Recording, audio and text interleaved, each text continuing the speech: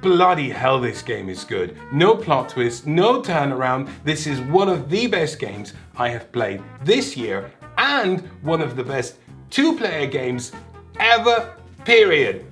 Full stop, big black dot on the screen with a metal clang sound effect. Ankh, Gods of Egypt is a grand game of conflict in ancient Egypt, where rent prices have gone up and all the gods in the Nile can no longer afford to live there. One of you gets to stay, but which one? Is it dog, eagle, other bird, goat, or my favorite, entropy? This is also the last in a trilogy of games, and if you're not familiar with it, here is a general overview. Designed by Eric Lang, Blood Rage, Rising Bun, and Punk are big box games of plastic toy dolls duking it out over a territory. Basically Risk, but with the aesthetic subtlety of Beavis and Butthead. After having a fairly meh time with Blood Rage and suffering the ennui of Rising Bun, I've pretty much written off the entire series as not for me. You might say I'm not being very kind to Rising Bun, but in all fairness, time hasn't been kind to it either. Nor am I a very big fan of Ankh's publisher CMON, even going so far as to include a criticism of the company whilst reviewing a game that had nothing to do with them.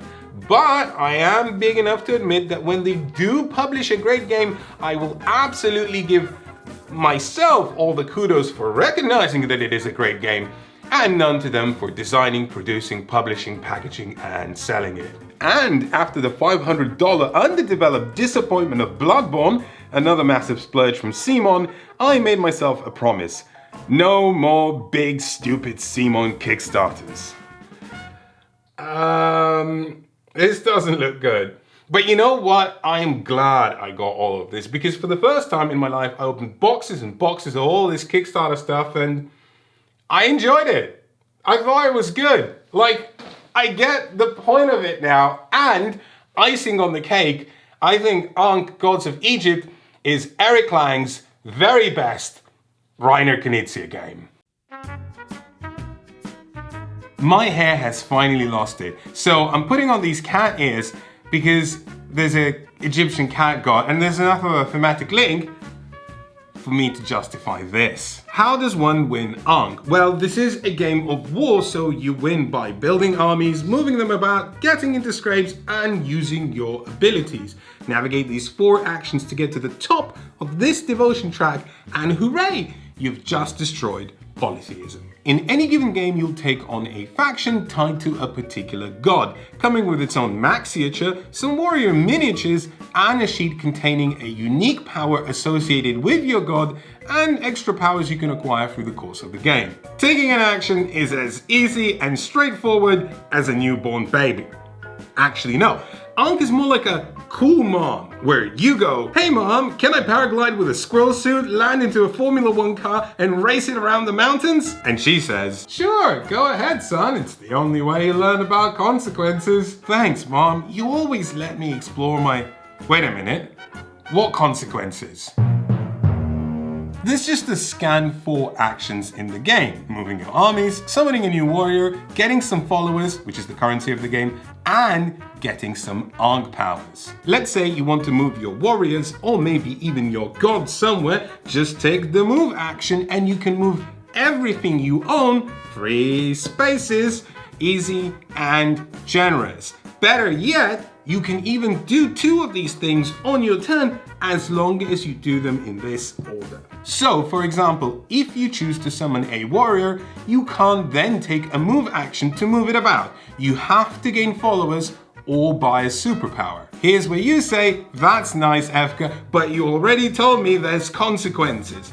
Well, this is where I introduce you to the head-twisting brilliance of the event track. This is such an unassuming little track, yet hidden within is perhaps one of the most subtle puzzles I've ever encountered in one of these big fighty toy soldier games. Each space on this track denotes an event, ranging from significant boons to game-changing transformations, and controlling how, if, and when they happen is the rich and creamy, indulgent butter that you spread on this knuckle sandwich. Let's spring back to actions. Anytime you choose to do something, let's say summon a warrior, you have to move the corresponding action pawn forward 1 space on this track. Seems like not a very big deal. Well, here's the thing. Anytime these action pawns reach the end of the track with these white spaces, that's when events happen. And the thing is, you want to reach these white spaces, but also you don't want to reach these white spaces. But also, you really want to reach these white spaces, but also you really don't want to reach these white spaces. I'm not making myself clear. You really, really, really want to reach these white spaces.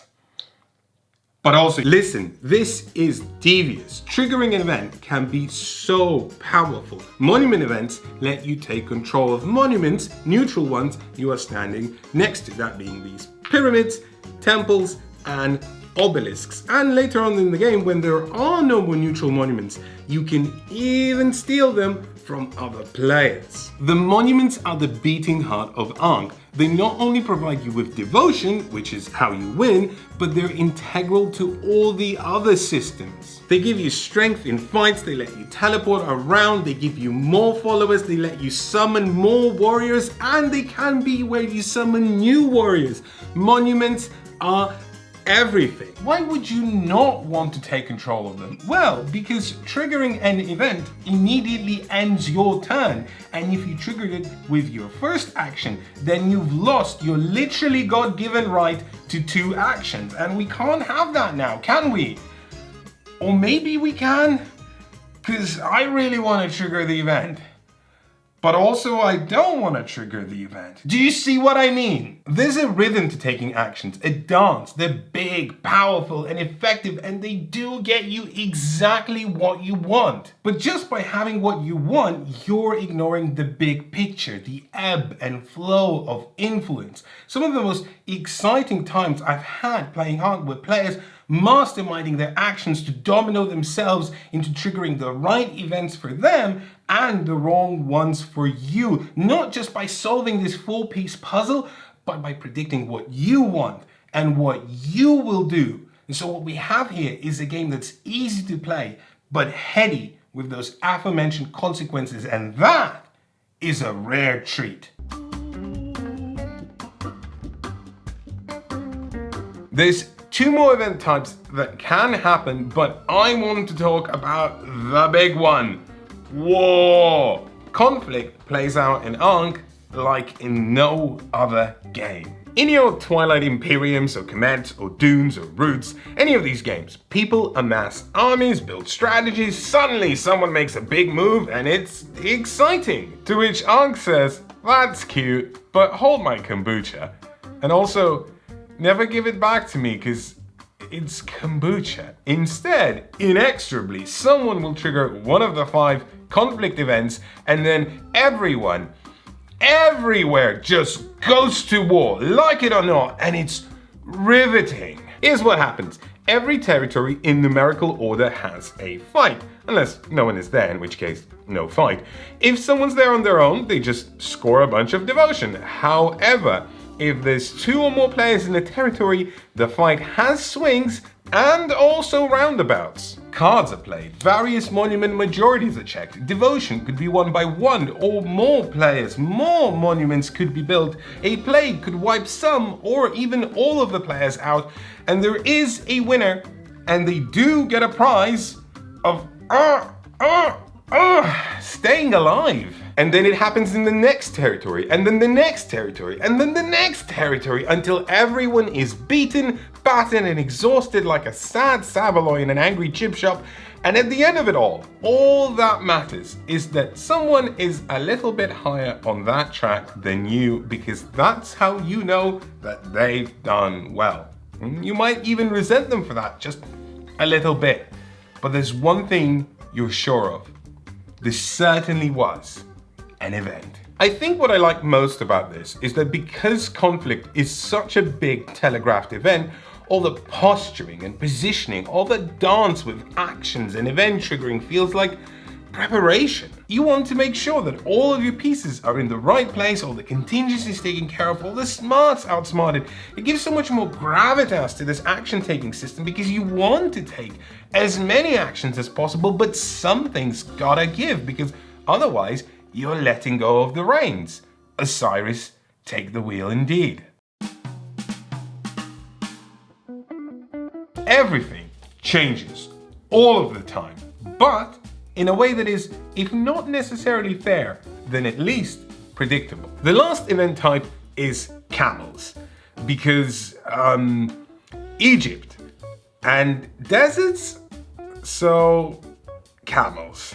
When camels arrive, whoever triggered the event gets to take some scissors and cut up the board. No, literally, there's no scissors included in the box because Simon cheaped out, so you have to do it with these dinky, annoying camel miniatures.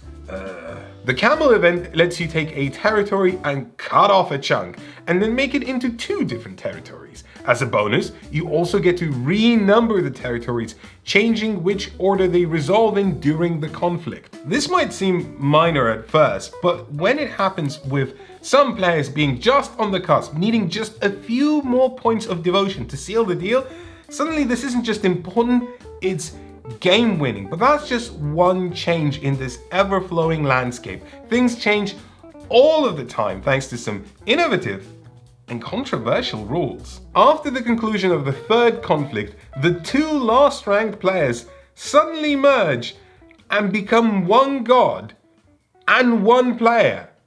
Not literally, there's still 2 people, but one player. Now, I've heard some hubbub about this on the internet, people complaining that it's robbing players of agency, etc., etc. Listen, none of that, okay? It's just cool. I think one of my biggest frustrations with these big fighty games is that inevitably someone is having a bad time.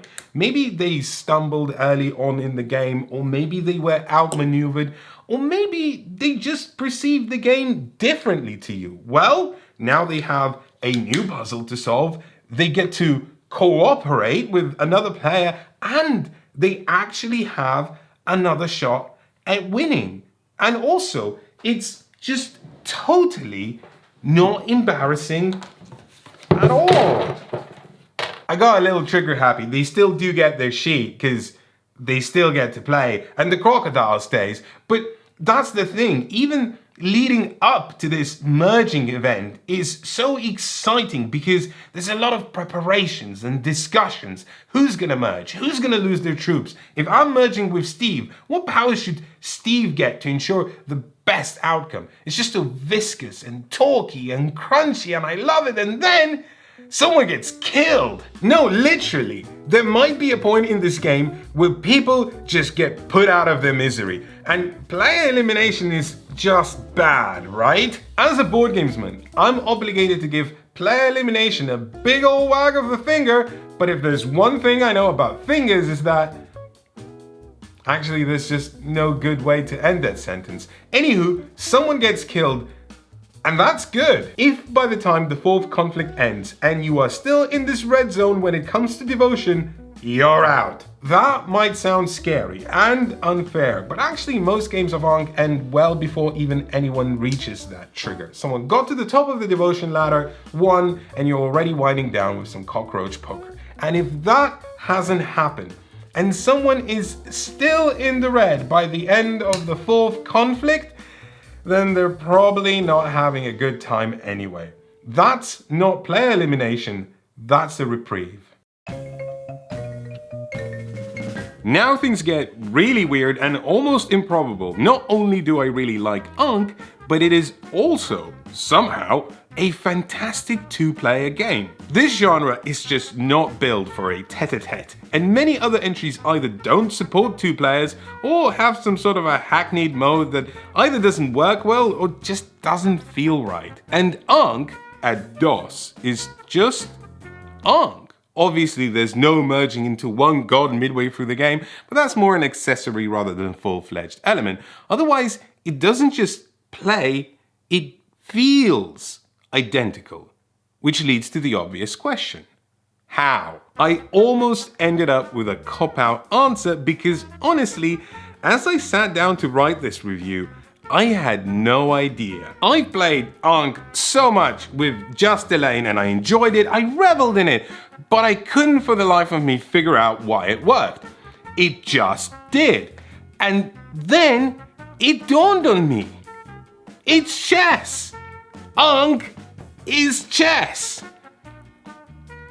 Hear me out. Let's pretend that we just started a game. I know it doesn't look like it, and I'm about to take my first action. I think to myself, gee, it would be nice to take control of some monuments, so I'm gonna move my pieces.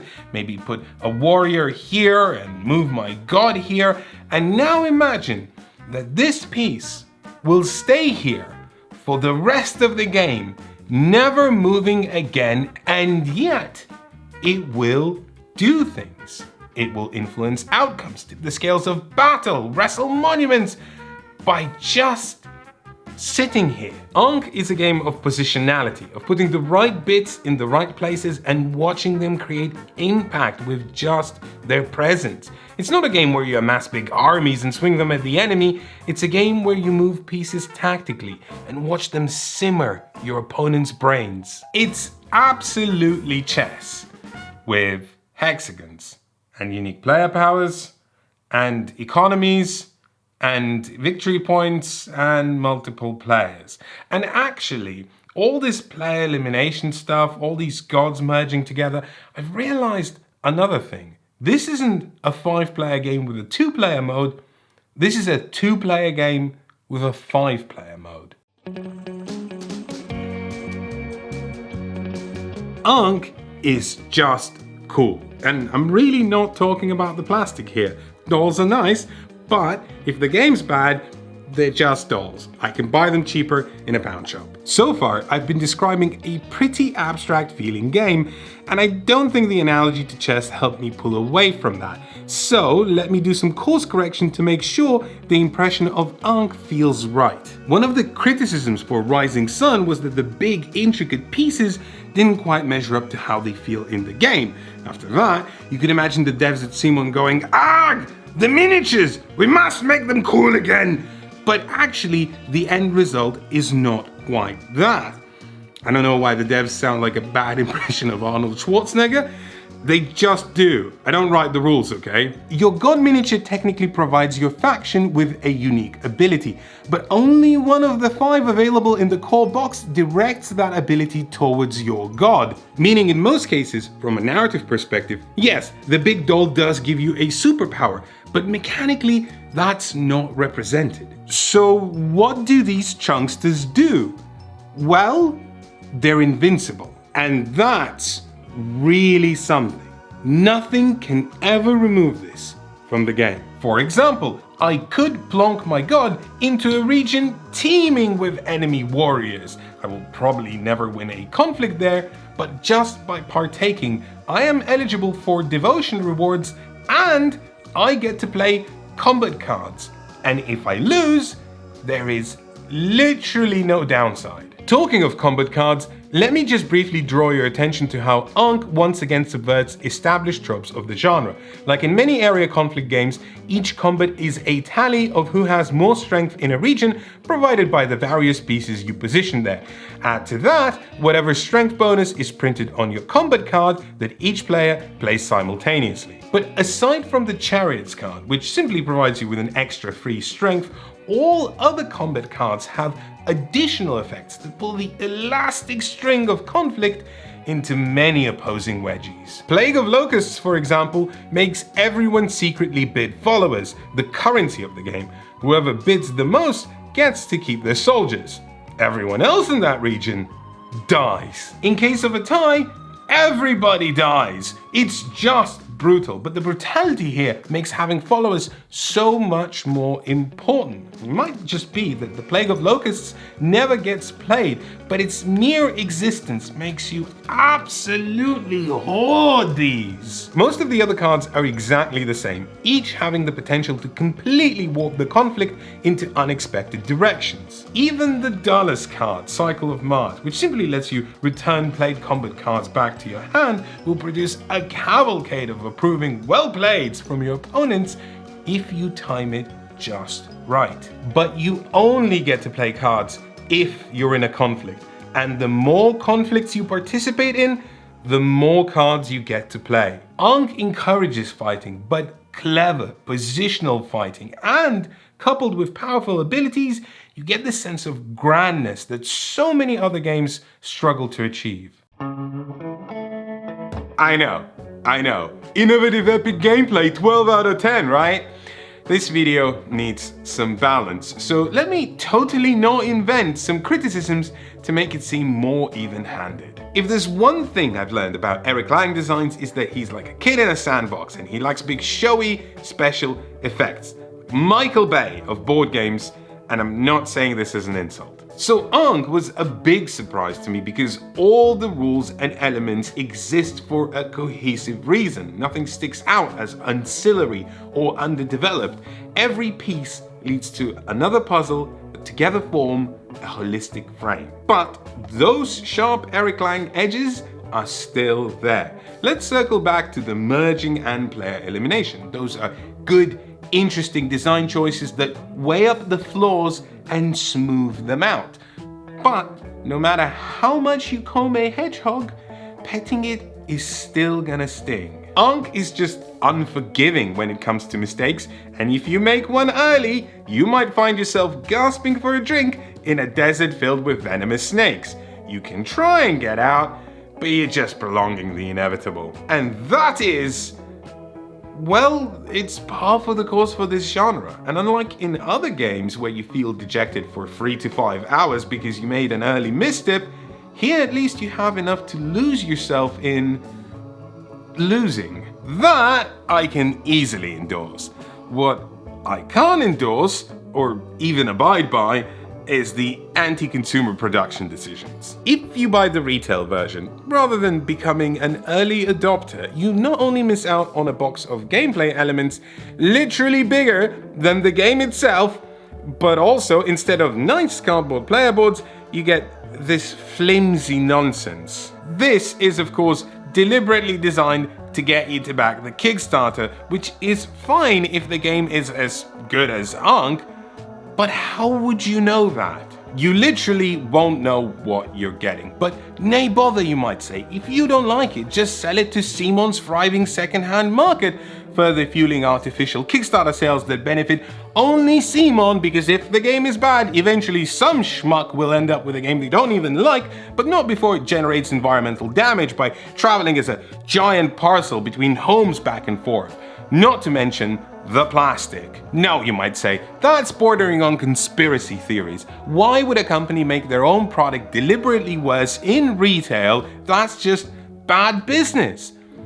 Perhaps. Meanwhile, for no reason whatsoever, I'd like to point out that retail distribution of Simon titles isn't handled by Simon, but by an entirely different company called Asmodeus. Sorry, I misread that. It's Asmodeus, not Asmodeus. The two are entirely unrelated. Wink. Oh yeah, they're also into NFTs. Did I mention NFTs? Yep, it's NFTs. I'll just let that percolate.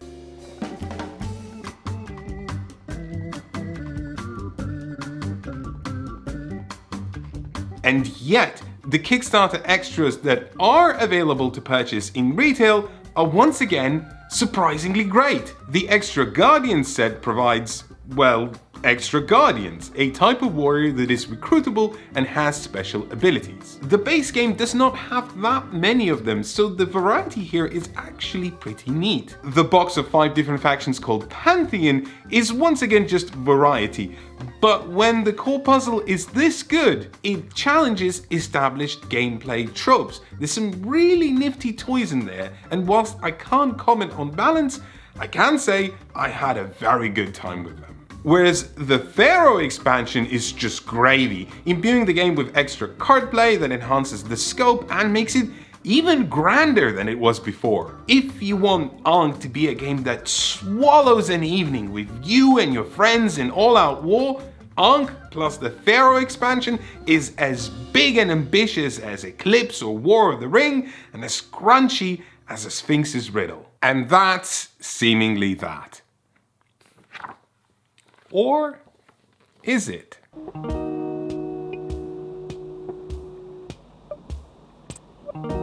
Ankh gets my highest recommendation. It's a game I have more than enjoyed. In fact, I'll let you in on a little secret. I didn't even back it on Kickstarter.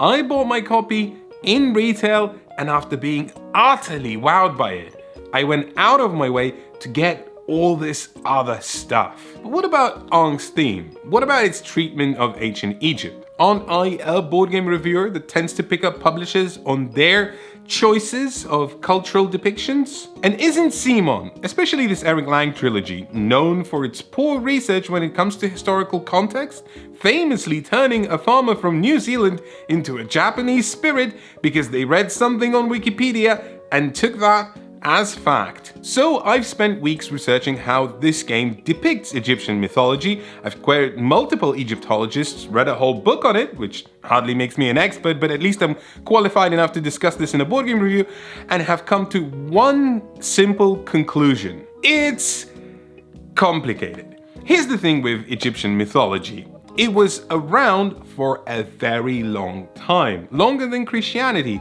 and also it existed as a religion a very long time ago. And also there's different versions of it based on its geographic and temporal location. And also, as with most ancient history stuff, it's just very weird.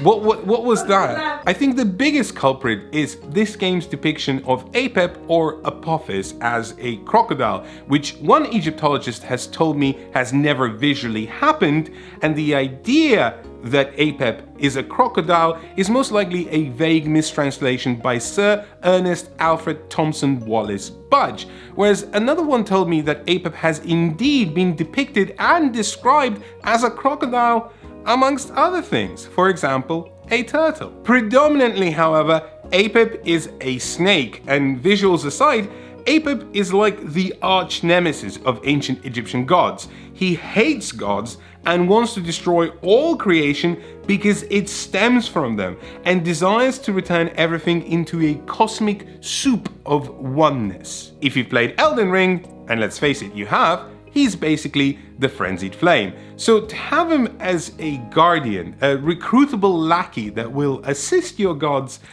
is just weird. Also, he's not even like a level 3 guardian? What's up with that? Simon, why the Apep hate? Also, why did you make him a crocodile? Is it because it says so on Wikipedia? There's a bunch of other weird stuff like Pazuzu, which is part of Mesopotamian mythology.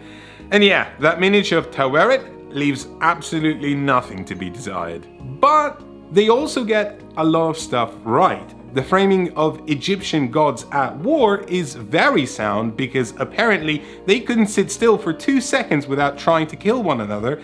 And I suppose I have to concede that even that weird depiction of Apep as a crocodile reflects the murkiness of history, culture, and time. In the end, it's hard to tell what's a mistake, what was deliberate, how much research went into things. I guess we could always check the credits to see who the cultural consultant for this game was. Huh. That's weird. There doesn't seem to be any cultural consultant credited. But surely Simon wouldn't. I could go on. No, really, I had 2,000 words written on this, but all this boils down to is that Ankh is a beautiful design that justifies its aesthetics, but is predictably culturally confused and not very consumer forward. If that's not Michael Bay, I don't know what is. If you've enjoyed this review, it was brought to you solely by the power of our community backers on Patreon. If you value board game reviews that are independent of affiliation with board game publishing companies, you can always support us on patreon.com/no-pun-included. We are largely community funded, and without your support, we can't keep doing this. So we would really, really appreciate that. You'll also find some bonus videos there, and also a Discord community that is a nice place on the internet, and that's a rare thing. Finally, you can always just subscribe to us. We would love to reach 100,000 subscribers, and without you we can't do that, so it's just one click away and then you'll get more great videos in your feed, like these ones appearing over here. So do that and it's a win-win. Thank you very much.